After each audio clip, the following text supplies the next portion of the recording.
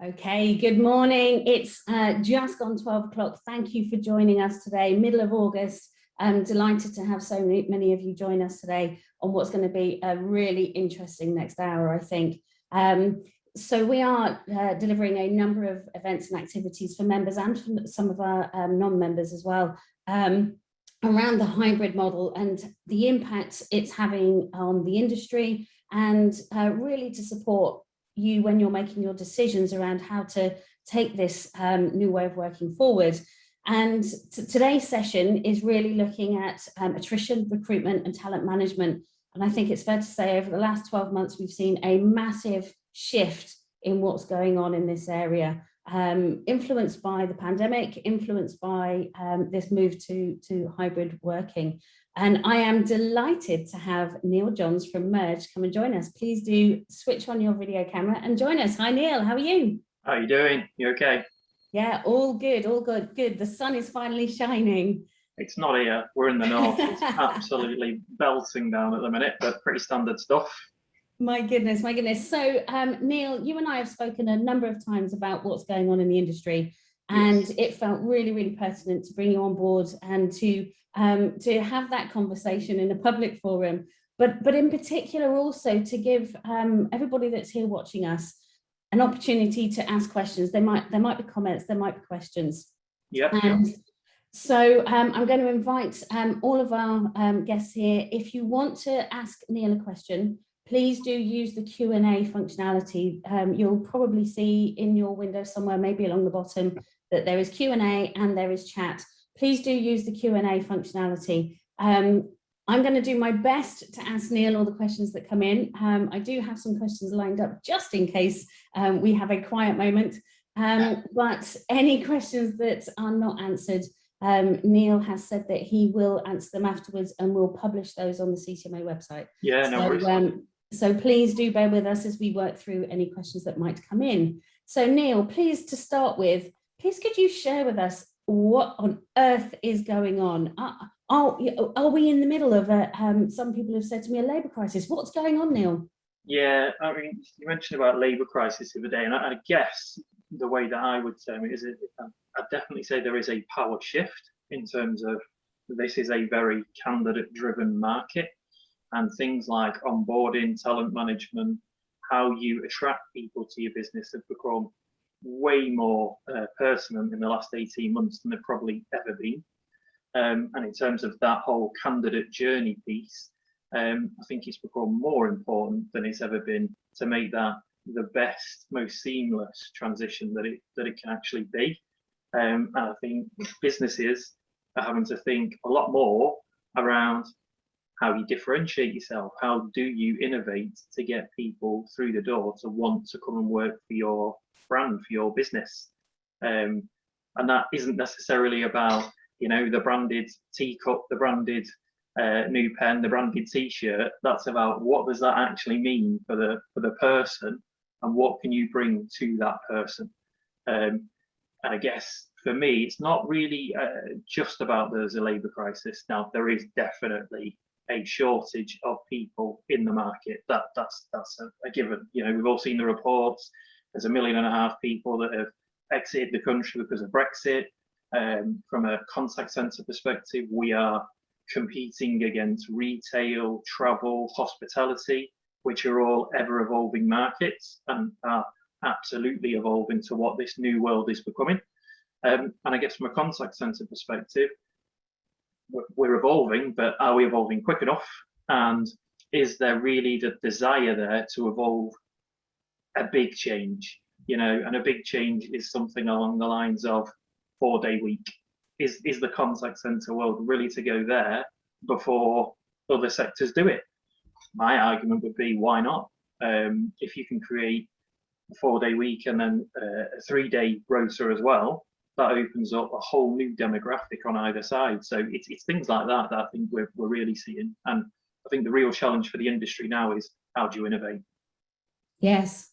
So let's start with, I know there's a couple of questions that have come in around the furlough scheme, which I am going to post to you in a second. Okay. But my first question is, are people staying put? And this is across all levels, frontline staff through to senior leaders. Are they staying put? because they've been well looked after, etc.? Are they looking? What's from an attrition perspective, what's happening there? It's two-pronged really.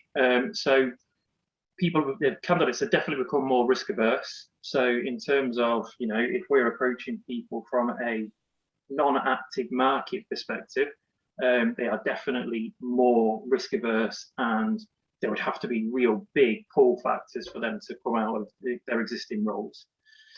There is still a fairly transient market, and there always will be, around those people that want a new challenge, want to change. So you still got that.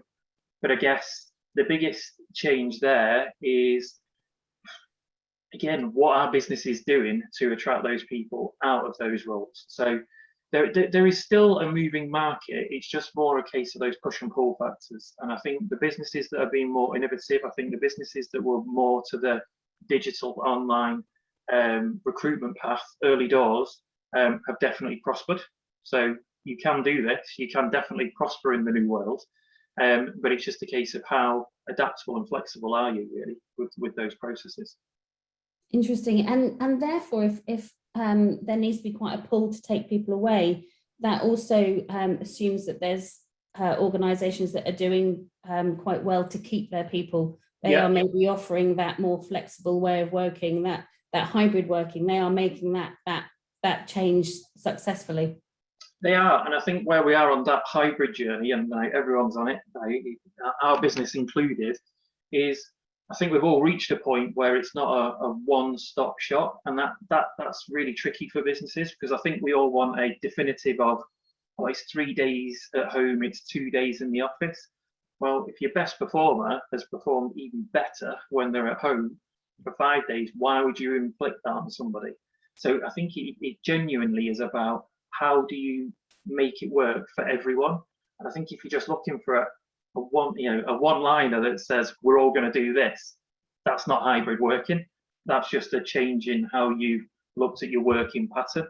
This is about genuine hybrid working is about how do you innovate for the individual, not for the mass.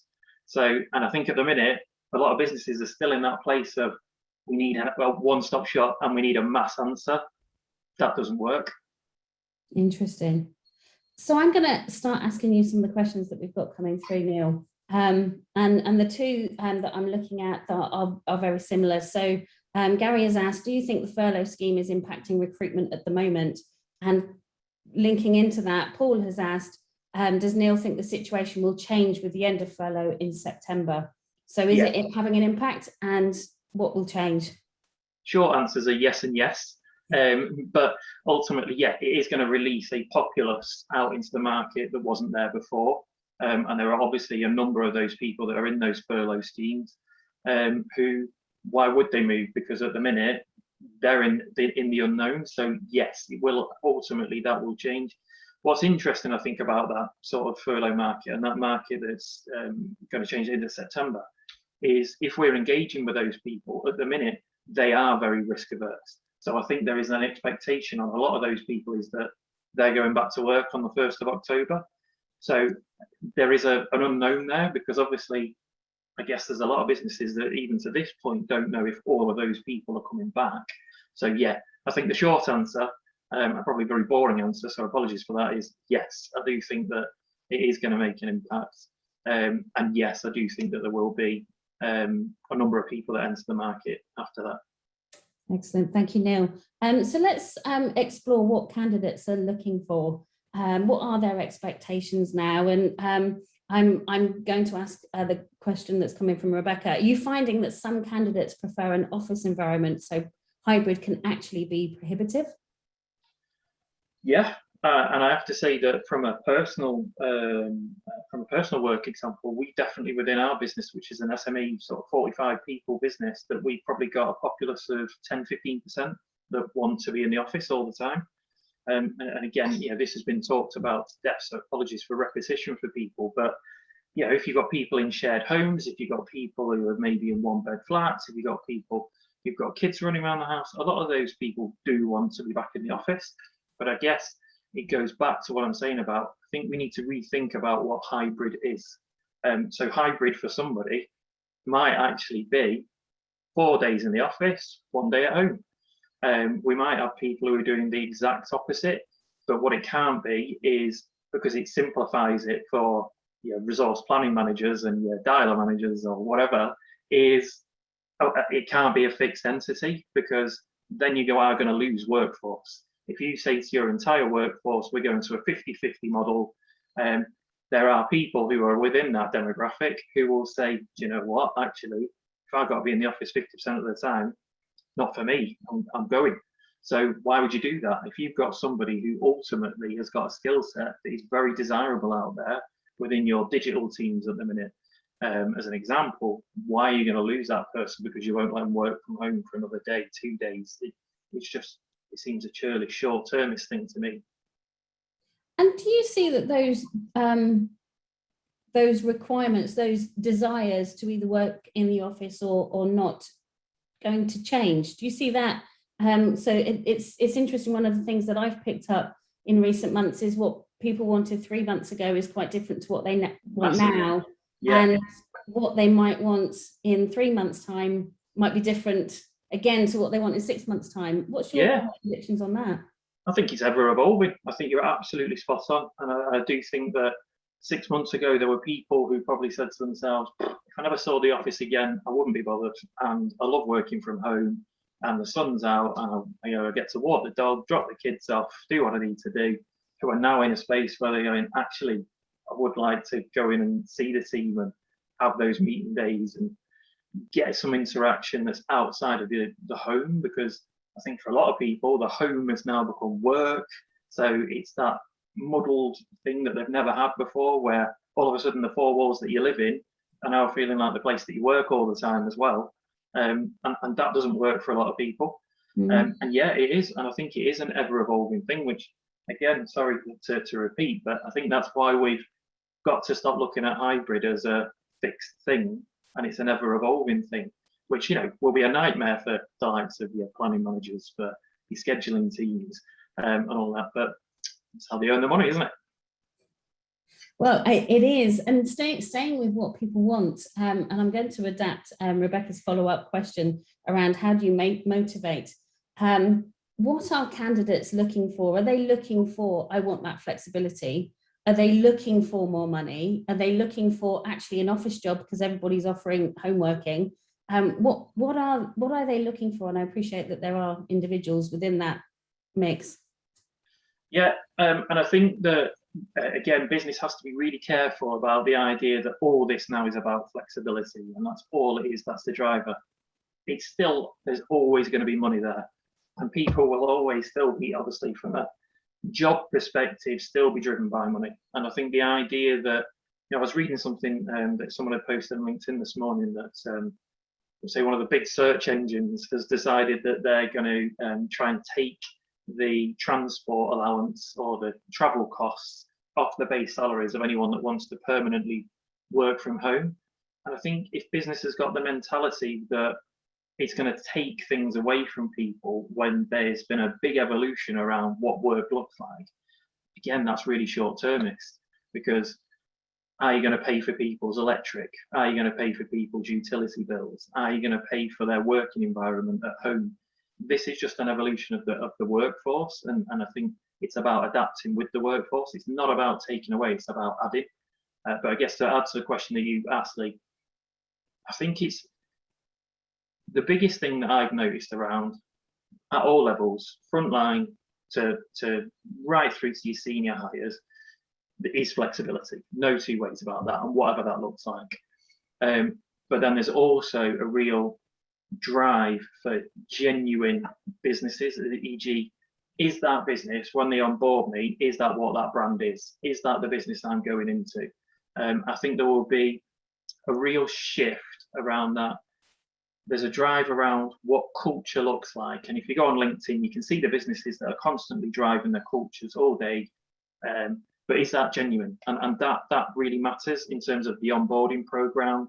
What did that recruitment process look like? Were those timelines defined? Were the people that I'm meeting the actual people? Were they online on time?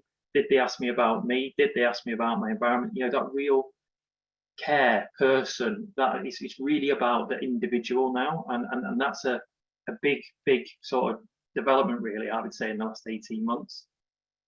Interesting. I'm going to pose one of the questions that's come in in a slightly different way. How much does money, salary, perks influence the current job market? And you talked there about actually it's more than just money. So not just money and salary, and we'll touch on what's happening in the salary side of things in a moment. But what about the perks? What about those the things that demonstrate, I guess, that you've got that caring culture? Yeah. And I think that culture piece is absolutely massive. Money matters, it does matter, but it probably matters less in the last 18 months than it has done, because the first question at all levels is flexibility, and what is that? What is the working model? And I genuinely believe that businesses that have got fairly rigid either way ideas, so you're all at home or you're all in the office all the time, will struggle, because I think it does need that fluid model. But I think the other thing is cash does matter in the sense of the now in demand areas. So if you're a business that's just been through your whole digital evolution in lockdown, and you've realised that your online platforms, your omni-channel platforms, your live chat platforms don't work in the way that you would like them to, there's going to be a premium for that, because they are in demand. And all of a sudden, and there are a lot of businesses out there, and how open they would be about it, who realised that their digital platform wasn't as good as they expected. Their online offering wasn't as good as they thought it was going to be. So cash will always be king in that world, because for someone like me to go and get that person out of somebody else's business, you're going to have to pay for it. And similarly, we'll see trends around retentions, sales, collections in the next 6 to 12 months, because that's the natural cycle of the process that we've just been through. So touching on salary, we talked earlier in the week about what's going on, and through our benchmarking program that we have conducted year on year, the salaries through our benchmarking back in the end of the second half of 2019, average salary was 18k for a frontline staff. For 12 months later, so the second half of 2020, average salary was 19k. What's happening? It's going up massively.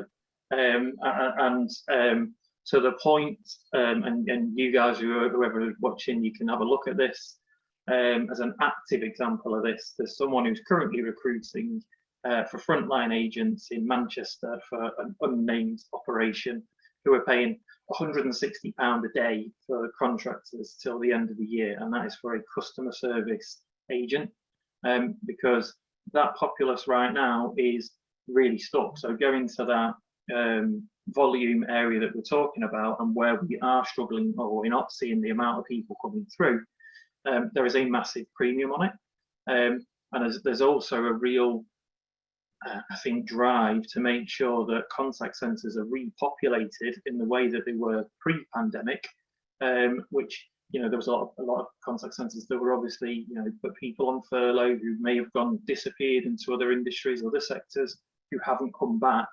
So it's just the old supply and demand thing. Yeah, there is absolutely a noticeable uplift in salary to the front line. So let's just take that back a second. So from an attrition perspective, organisations need to look at retaining people and how they might do that. But then you've got organisations that might pay more than they would have paid 12 months ago. Yeah. They're going to need to look at how they retain those colleagues. So I'm going to ask you one of the questions that's come in. Aside from the flexible hybrid model, what recommendations do you have for keeping colleagues engaged and satisfied in their role, and what additional support can help?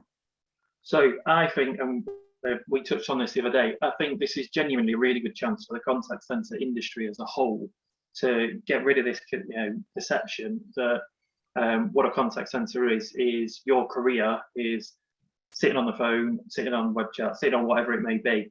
There are so many avenues within contact centres operations that if I was a brand, if I was a business right now, I would be selling the dream of you can go into analytics, you can go into continuous improvement, you can go into project management, you can go to dialer management, planning management, selling the long-term journey of what a contact center person can be. And that would be about your onboarding program, what your 1, 2, 3 year plan looks like. How do you build up a training manual that says, look, these are the areas that we can look to take you into.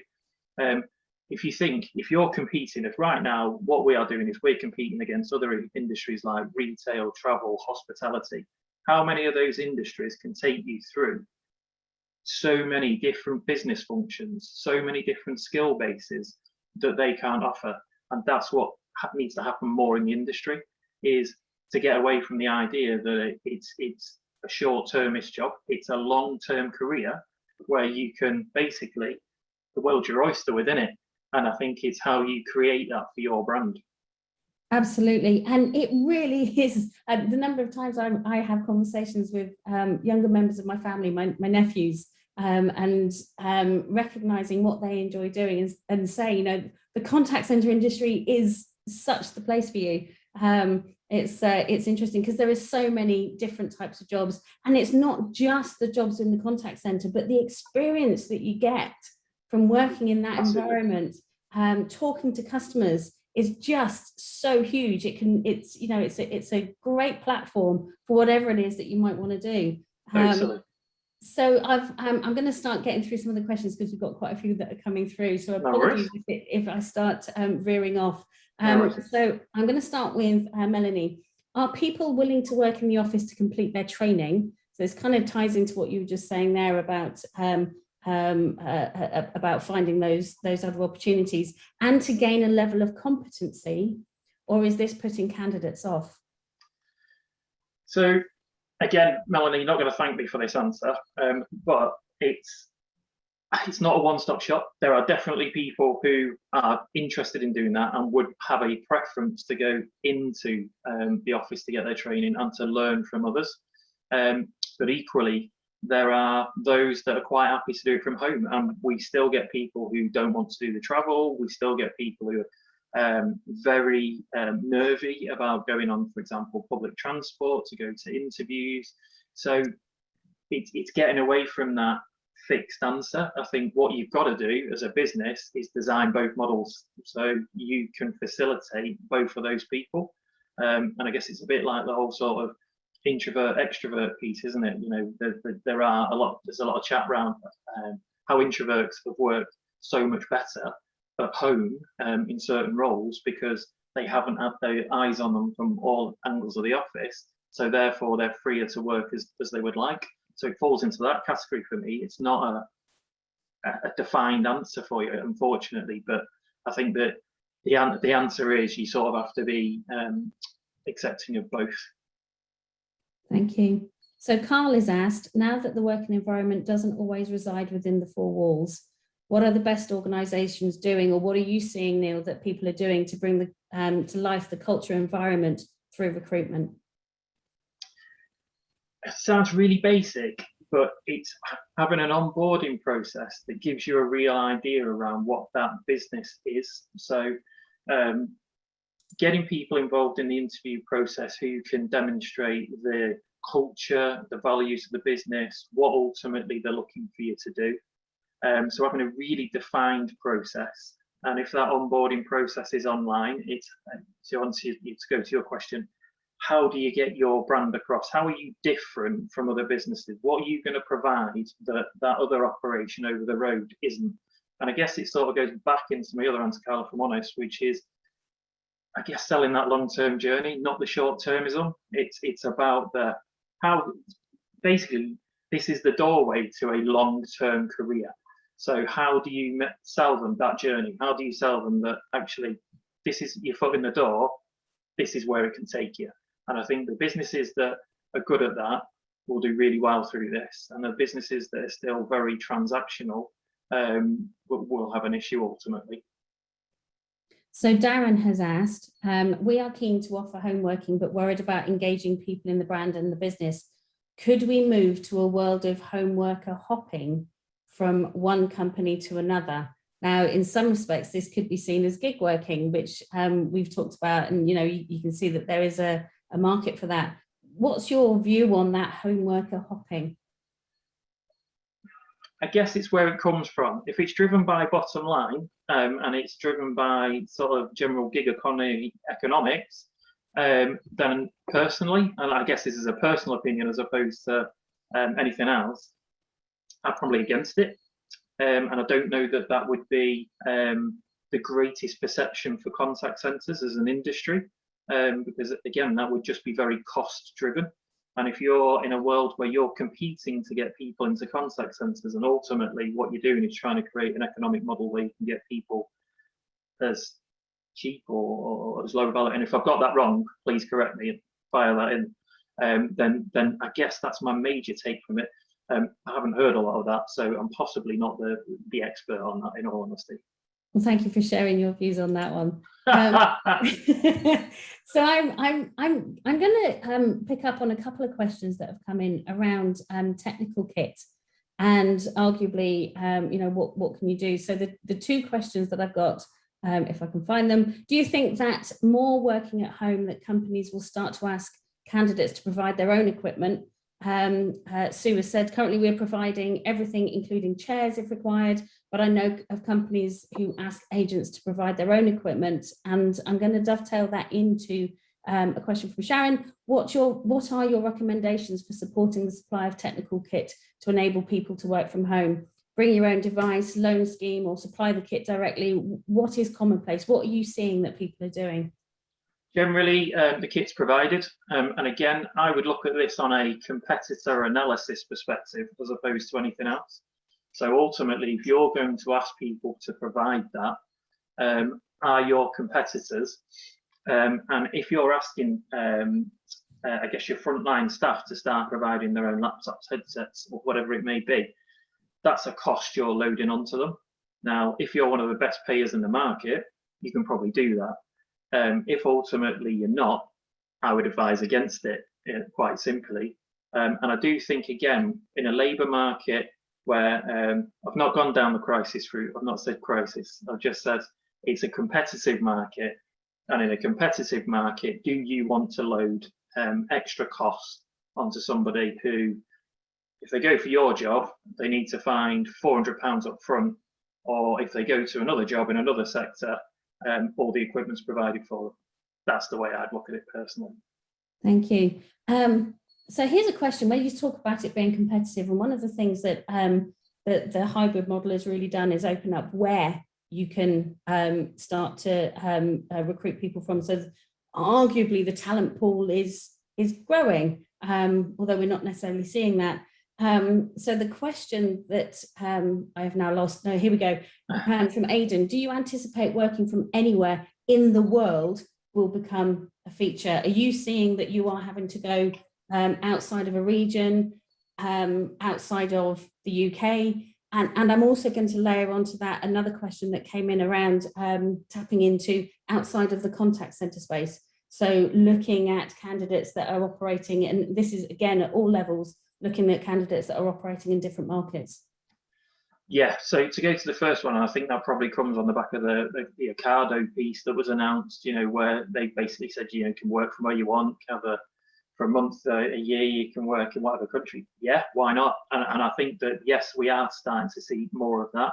I think travel in particular have been pretty much on the forefront of that in terms of sectors. And I think we'll start to see more of that within the financial services sector, because really, what is the prohibitor if you are working from home? Where you are really is sort of secondary. So yeah, I think businesses do need to start to adapt to that, because yeah, we are seeing it ultimately. Yeah. And I'm going to go straight into a question from Dominic. How do people successfully incentive, bring fun and engagement whilst people are working from home? How are you seeing that? And again, I want to attack that at all levels, not just on frontline. It's tough, and again, on a personal example, as a small business ourselves, we've had that. So you can do your online cheese tasting nights, you can do your quizzes. My God, we've all had enough of them. So it's tough. Again, I don't think there's a particular definitive answer on it, but I mean, what we have seen is that I think the level of interaction just on a more social basis, be it, you know, online or whatever, if that's having a brew, having a drink, having a bit of a time out with your colleagues, is good. I think the idea of these things, webinars being all completely just about business is one of the ways to try and get away from it, you know. So to actually engage with your colleagues on a human level and just check it and say, how you doing? Let's have a brew, let's have a drink. How's things going at home? How are you finding it? Rather than everything being a very formulaic, you know, how's work going? How's that? It's more about the personal level. I wish I knew the answer to that question, if I'm honest, because I'd probably be very rich and with the greatest respect, probably wouldn't be on this webinar, because I'd have come up with some very gimmicky online thing that we'd all be buying by the, I don't know, the bucket load. So it's a tricky one. You've stumped me a bit there.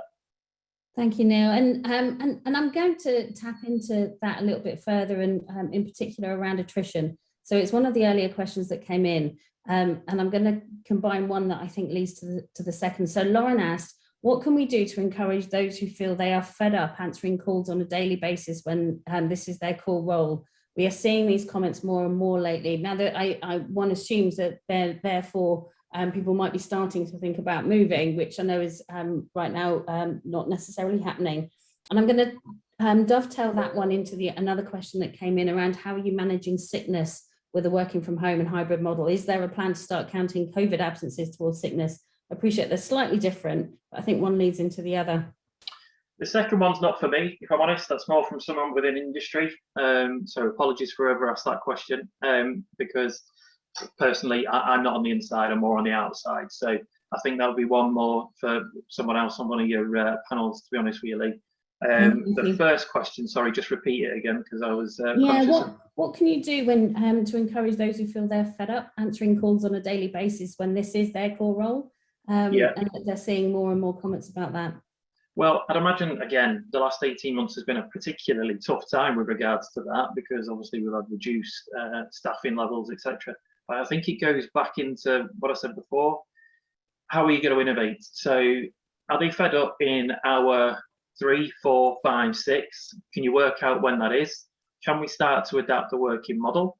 So can we work to a 30-hour week? Can we start working to a 4-day week? Can we start selling on the longer contact center career journey? So do we start to now look at those 5 people who said, I can't take any more calls. This is really starting to grind me down. Are there other teams that we can deploy them to for a bit in terms of upskilling them in other areas? Because ultimately, you guys know this far greater than I, because you're managing these people day in, day out. If they're there now, that's not going away. So the only thing that's going to happen is they're going to move on. So I personally think, going back to where we started earlier in this sort of chat, is the evolution needs to be around what that working week looks like, and what those hours look like. And if we're now saying, actually, quite a few people are turning around and going, if you want me to sit here for 7 or 8 hours and have people moan at me all day, that is going to grind me down. So can we turn that into 5 hours or 6 hours, and that starts to have an effect? I don't know if it will, but we haven't tried it yet. So let's give it a go. And one of the questions that kind of dovetails into that is going back to the 4-day working week. From what I have read, productivity has increased for individuals, which covers the extra day, which is great. However, can we still work for an inbound contact center when we need people available to help our customers 5 days a week, for example? But from what you're saying, and it's actually not necessarily just the contact center works entirely in 4 days, but it's the shifts that you make available to exactly. your advisors. So, you know, some people's 4-day week's going to be Monday, Thursday, and other people's going to be Tuesday, Friday, and so on and so on. So that's how you'd ultimately cover that, because again, it's not a one-stop shop. And within that, you know, whether it's your student populace, your older populace, your single parent populace, you could build different shifts, different models around that would fit in. So you might actually find that you get quite a lot of people who say, I like the job, but I want to do 3 days a week moving forward. So all of a sudden you've got, 3-day models, 2-day models, 4-day models. But I think that's the way that the industry has to innovate, because, with the best will in the world, all of us, I think, having been through this, have gone, do I want to sit somewhere at my desk for 8, 9, 10 hours every day? No, I don't. And how productive is that? And we get seeing more and more reports that say, actually, we've got 6-ish hours in us a day, and the rest of it, frankly, is drinking coffee, staring out the window, and not being as productive as we should be. So what a chance the industry's got to get on the front foot with that, really. So that's from an inbound perspective. I've got a question around working in an outbound sales environment. And it uses the word camaraderie, which I think is something that contact centres are missing out on, possibly by moving to a completely home working environment. So the question is, what trend have you seen in outbound sales activity in terms of working from home versus the office? Typically, I would have thought the sales environment needs the camaraderie and competition, etc.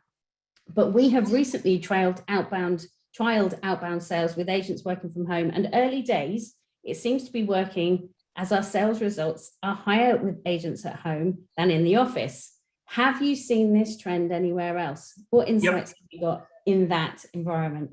Yeah, so interestingly, there's a few things here. First thing is, from a trend perspective, outbound salespeople, everybody wants them. And the industry, or as an industry, we are seeing big demand for senior level outbound sales managers and outbound sales agents all the way through. On a personal level, the business that I work for, and I think we would all regard recruitment as a typically sales-based job, was quite resistant really about home working historically. I mean, I've worked from home for 7 years, but that's because they like to keep me away from the people in the office. But generally, the people that work in the office, they like that. Now, the last 8-12 months are the best results we've ever had as a business. And that has been predominantly with people working from home, which again, is a typically sales-based business. I think this goes to an earlier point I made about the introvert-extrovert piece. And within sales, you get introverts, you get extroverts. And I think what we're seeing with a lot of the home working piece with outbound sales or sales in generally is a lot of those people who can function within an office environment and would typically meet, hit targets are exceeding because they're in their own environment and they are not restricted or constricted by, let's say, the extroverts who are the more outwardly bolshy salespeople. I think you're probably seeing from some of you guys who historically weren't as bolshy and now producing the results. Certainly as a business, that's what we're seeing. Interesting. Quick fire question. Would you still work a 37.5-hour week, but in 4 days? No. And again, I think myself and Lee touched on this earlier on in the week in a conversation. If the industry wants to drive genuine change, that 30-hour week to me should still be the same salary that you were actually having for your 37.5-hour week. At this point, everyone on the call recoils and in absolute shock, but I would, because basically what you're trying to do is offer a differentiator from other sectors.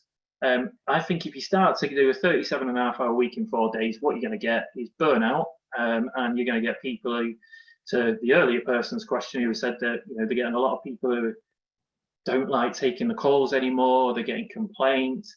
You're talking about what, 9 and a bit hour days there of people literally, with the best one in the world, battering your ears, and I don't think that is sustainable. I think to slightly veer off that, and I'll be quickly, I think again the industry has to get away from that idea that paying the living wage, minimum wage, whatever you want to call it, and if it wants to attract good people into it for those long-term career prospects, pay what they're worth. And if a 30-hour week rather than a 37.5-hour week is that salary, that's the way it'll need to go. Interesting. So I'm going to ask you a question leading on to something you talked about earlier around Brexit and the impact that Brexit has had. And I've spoken to some of our members around the multilingual piece. and the challenges, or the challenges now that are coming into fruition of finding linguists operating in the UK. So the question is, you mentioned 1.5 million exits due to Brexit. Do you still feel offering multilingual support from the UK is viable? And if so, what are organisations doing to attract those, doing that's extra to attract those employees? What's happening in the multilingual space? It's tough, so it's absolutely valid as a question. It is very tough, and the businesses that we work with within the multilingual space are struggling, and there are definitely obviously certain European countries that are still struggling with more. What are they doing? And again, probably the answer that people don't want to hear, they're paying more than they used to be, and ultimately trying to drag those people from different sectors and saying, actually, look, come into the contact centre world, but it's not paying 18 grand, it's paying 25, 26, 27, which again, isn't always the answer around finance. But what have we seen in the short term? It's money, it's salary. That is what has ultimately driven people into the roles that we've seen.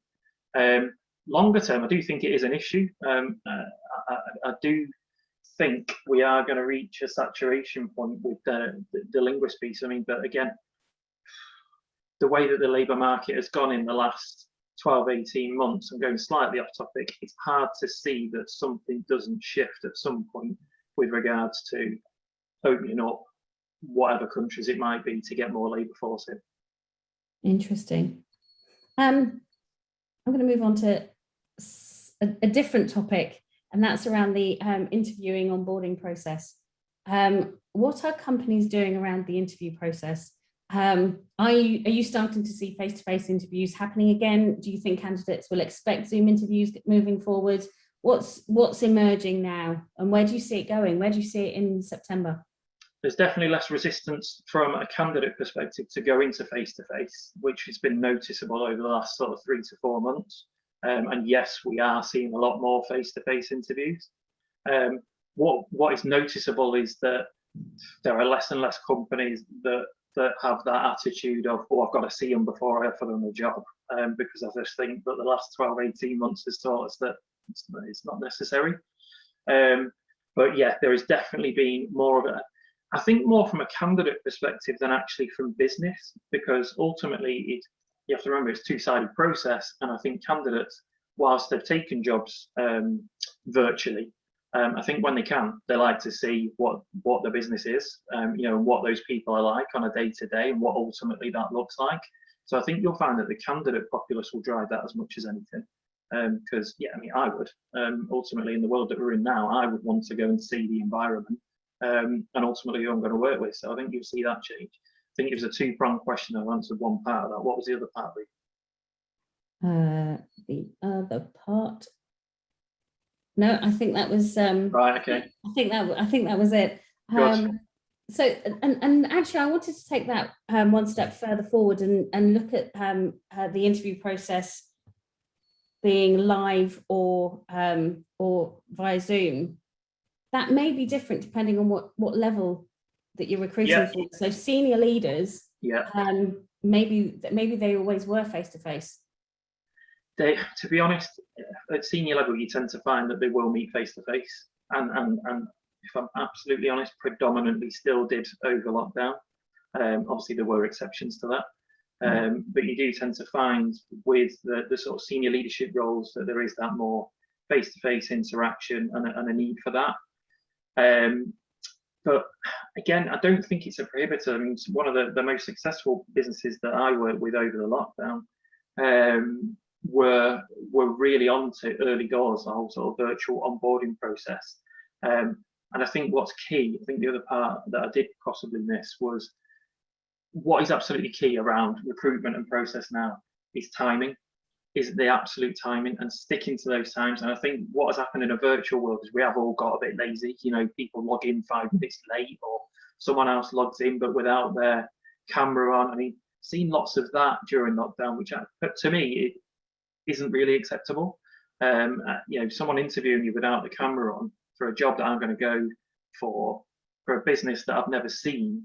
I want to see who that person is. I mean, there will be exceptions to that. I know someone's going to send that, like, what about in this example? But in the majority, So that would be something that I would say, have a defined process, stick to that process, stick to the dates, stick to the times that you said you were going to interview, and do it as you would in a real world. So, e.g., don't be late, it's rude.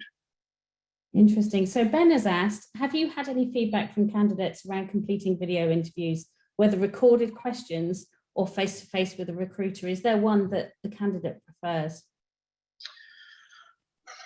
Again, bit of a mix, which I know it's not the definitive answer. Some people like them, some people aren't bothered about them at all. Other candidates absolutely hate them and think that you can't get that personalisation, you can't get a sense of whether there was any sort of click. But it's not a one-stop. It's not a one-stop shop. There's not a one answer to it. There's a mix. There's a real blend on that one. And so Sue asks, we're seeing more no-shows on interviews. Do you think when it's online, do you think that there is more that we can do from a pre-interview process to prevent this? I don't think it's necessarily an online piece. I mean, obviously it is with regards to that particular question, but what we're in now is the most candidate-driven market that in the 16 years that I've been doing this, there has ever been. And pretty much across the board, and that's the exec level through to frontline level, most of the candidates we're speaking to have got 4, 5, 6, 7 things on the go. And what you're finding is a lot of those candidates will drop out because in that process, they'll have got something else and for whatever reason, neglected to update, whoever's in the process to say, oh, sorry, I've got another job, or I'm staying where I am, or the current employer's heard that I'm looking around and they're giving me more money. So I think it's not necessarily an online piece. I think it's more general. The market is completely candidate driven, and unfortunately, that creates some bad behaviours, if I'm honest. So here's a good question. Have you seen any real standout innovations and role models for the new ways of working in the candidate journey? I think one of the ones that I mentioned before around, travel, and sort of retail, you can tell the likes of the Ocados, etc. of this world, who are now going, work from wherever you want in the world for a month, and it doesn't matter. I think that's great. And I think that's really sort of liberating from a workforce perspective. And I think you'll start to see a lot more of that. The sort of contra view of that for me is where it's there's this rigidity of, we are going to be one thing. That's what we're going to be. We're going to be 50% in, 50% at home. I don't think that works for the current candidate populace. So I think the main innovations I'm seeing are around that. Work from anywhere, as somebody asked earlier on, and the whole holiday piece. Have as many holidays as you want, but we're trusting you to get your job done. I think you'll start to see more of that, and I do genuinely believe that the 4-day week, the 30-hour week, will be more prominent as we move forward, because I just think that certainly in the younger populace is something that we hear a lot of. They do want a shorter working week. Interesting. Before I explore that a little bit further, just coming back to those video interviews, what other types of interview or selection assessment do you foresee going forward? For example, psychometric testing, behavioural skills assessments. Are you seeing are you seeing a take up of that? Do you see more of that coming into the mix? I think with psychometric testing, and again, I guess it depends which level we're talking at here. Whether that's exec level, you'll tend to always get that. There'll always be some sort of, be it a YSC, an SHL, some sort of assessment. From a frontline populace, I think in this market, you will restrict your labour force massively if you start putting too many tests, restrictors in place. And it's, again, adapting to the market. I would say that the more of those sort of things you put in place, you really are sort of condensing the market that you can work in. Similarly, I think there's a lot of financial services businesses that might have to adjust their onboarding process with regards to things like credit files. So, if someone's slightly overcommitted and you reject someone for a frontline job at £20,000, you are going to restrict your labour force massively, because we've just been through a period where a lot of people were earning 60-70% of their salary, so they will have accrued a lot of debt. So yeah, I think I wouldn't put too many restrictors in, if I'm honest. Thank you. And interestingly, Darren has asked, not everyone is suited to home working, as we have found out over the last year. Do you have any tips on how to assess a candidate that would thrive in a home working environment? And do you think psychometric testing could help with this? And I guess in some respects that it's another barrier to the candidate. Yeah, it is, but I get that, because psychometric testing would give you that sort of, genuine insight around what that person's like in terms of how they work on their own, as opposed to around that sort of team environment. So yeah, I do totally get that. How you get to an idea of will someone be good at working at home? I think that, again, in this labour market is very much around very open questions. So tell me about your environment, getting some of those environmental factors. What is their home working environment? Have they done that before? How do they structure their day? What roles did they have before that make them think that they can work on their own? And then from the candidate perspective, what have you got in place from the employer's perspective? What have you got in place that makes it so I can work from home? So have you got the right MI? Have you got the right tech? Have you got the right structure? Is that all going to be available on day one? Because that's one of the other things that we have seen during this sort of pandemic piece, is the amount of people that turned up for work on day one just don't have the basic equipment. And from a first impression perspective, it's not great. Yes. So as a comment, and then a question from Ashley, not a question, but I totally agree about the 37.5 hours in 4 days. We offered this a couple of years back as part of a fully flexible working trial, with the only proviso that then being you needed to work your full hours, and the handful of people that opted to do 5 in 4 days were burnt out very quickly, and they're among some of our best people. And Ashley goes on to ask, one of our main challenges at the moment is knowledge retention, particularly out of training and internal communication. Can you share any best practice or success stories on this? Around retention specifically? Yeah, knowledge retention. Yeah. Again, I think it's around that keeping those people engaged, to keep that knowledge within the business. So I would throw it back to the employer and to those people and say, what did you create for me on my career journey that means that I keep that knowledge within your business? So what are you doing for me? What does that career map for me look like? And not to reiterate, I think the real thing that we as an industry need to start thinking about is, what is the long-term career map? What does that look like? The way that we hold on to people, the way that we hold on to knowledge within the business is we have to create a vision that says, you're here for the next 5 to 10 years. And this is where I see you in those 5 years. These are the things I'm going to add to your skill base. This is what your career trajectory is going to look like. So I think it's creating that long career map. And I guess going to Ashley's point, those people that were burnt out in those 37 hours, why wasn't that thought about before it? Basically throwing somebody, oh, you can have a Friday off, but to be honest with you, on that Friday you're going to be absolutely cream crackers, is offering somebody nothing really. It's about innovation. Is not about giving these people less. It's about how you give them more. So I genuinely believe that the move to the 4-day week has to be within that short time frame. Interesting. So I'm going to ask you this question because it's for me, I think it links into some of the research findings we've had with all the flexibility and hybrid working that we are that's going on. We are seeing more need for operational team leaders and managers to support the team, and we've seen that. We've seen through the research that we've done that the role of the team leader and the contact center manager has changed.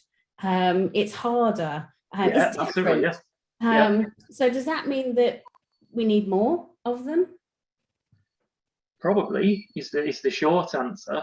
But again, what a great opportunity in terms of the existing populace we've got. Who within that populace can we upskill to team managers? And if it's external talent that we need to bring in, again, it's bringing those people on board and selling the longer term vision of, okay, so it's team manager today, it's ops manager, it's head of ops, whatever it's going to be. So yeah, I think the short answer is yes. But I do think it's slightly tempered with, depending on the operations, genuine workforce that they've had throughout the pandemic. So if you've been working on, 60–70% of what you normally have, but most contact centres have still seen that their volumes coming through are absolutely horrendous, you might see that filters out over time.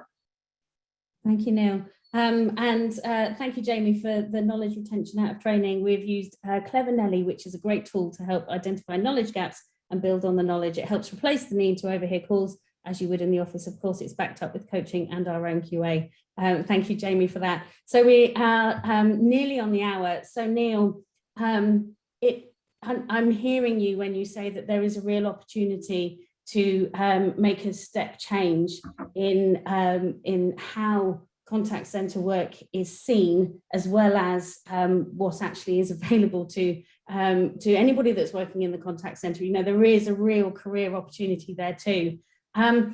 What's your big advice? Are we going through this real revolutionary change in the way that we work? And what advice would you've shared loads of tips and advice along the last hour, but what's your kind of number one, number two, number three of what you think that contact centre leaders should be doing right now? Number one, without doubt, and apologies for boring people with the repetition, but I think that it needs to be sold as an industry that has so many career pathways in it, and getting away from this fixed idea around what it is. Number two, I think from the frontline populace, in terms of what that looks like on a day-to-day, I think there needs to be an absolute evolution around, be it the working week, be it how you structure that person's day. So we're not getting, to Ashley's question, someone who after 5–6 hours is thinking, I need to go home, I've had enough of this. And the third piece, I think, is very much around differentiating itself from things like hospitality, retail, etc. So it's a very welcoming, engaging role. It's not the public perception of you come in, you sit down, you've got a desk, you've got a fixed area. Some of the creative environments that I've seen around contact centres in the last few years are incredible, and I expect that there will be more of that moving forward. But get that image pushed out, as opposed to what the public perception can be at times. But the main one, if I had to pick one, would be the career aspirations within it, because it is limitless. You could have a limitless career within a contact centre, and that is not what the public perception is. Thank you, Neil. This has been absolutely fascinating. Neil, thank you for sharing your views and your expertise and your experiences. And also thank you to everyone that has posed a question. I know that there are some questions we didn't get to answer, and we will take them offline and answer them and publish them onto the CCMA website. And not forgetting that we do have more events coming up, online events coming up, to support you when you're going through this process of adaptation to this new way of working. So please do go onto ccma.org.uk to check out those additional events that we've got coming up in September. Thank you so much for watching. Thank you for your contributions. I think that's been incredibly insightful. Thank you, Neil, for joining us. And I wish you all a great afternoon. Take care. Bye-bye. Bye-bye.